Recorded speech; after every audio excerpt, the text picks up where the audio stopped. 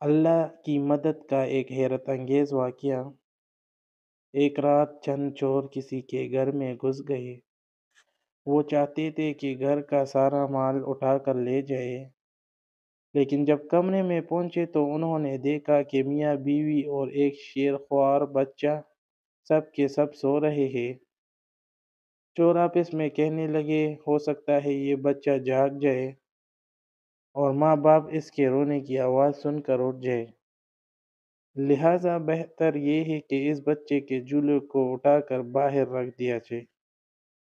چنانچہ انہوں نے ایسا ہی کیا اور بچے کا جھولا اٹھا کر گلی میں رکھ دیا۔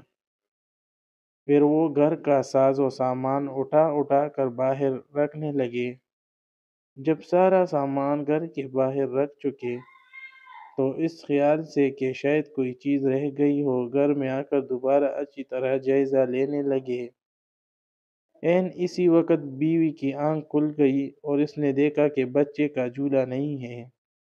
فوراً ہی اپنے شوہر کو جگایا اور دونوں گھبرائے ہوئے کمرے سے باہر نکلے۔ انہوں نے دیکھا کہ صحن کا دروازہ کھلا ہوا ہے۔ تمام چور اس وقت کمرے میں چھپے ہوئے تھے۔ دونوں میاں بیوی کمرے سے باہر نکلے۔ انہوں نے دیکھا کہ گھر کا سارا سامان اور بچے کا جھولا گلی میں موجود ہے۔ جیسے ہی یہ دونوں اپنے کمرے سے نکل کر گلی میں پہنچے، پورا گھر دھڑام سے گر گیا اور تمام چور اس کے ملبے میں دب کر رہ گئے۔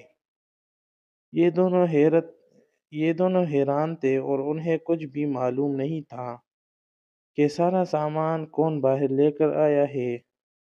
صبح کو جب مزدوروں نے آ کر ملبہ ہٹایا تو اس میں سے چوروں کی لاشیں برآمد ہوئی۔